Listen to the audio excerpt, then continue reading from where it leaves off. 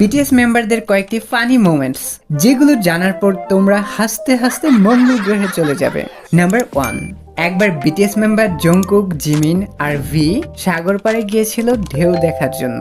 তারপর ঢেউ এসে জংকুককে ভিজিয়ে দেয়, যেটা দেখে ভি আর জিমিনের অনেক হাসি পায়।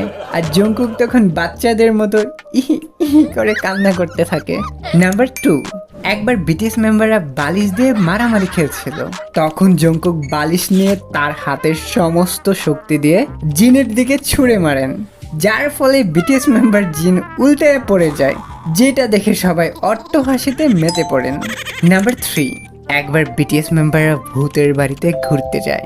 হঠাৎ সামনে একটা পেতনি আসে, যেটা দেখে বিটিএস মেম্বার জিন এমন চিল্লান দেয়, একটু পরে জিমিন দেখতে পায় ভয়ে জিনের প্যান্ট ভিজে গেছে।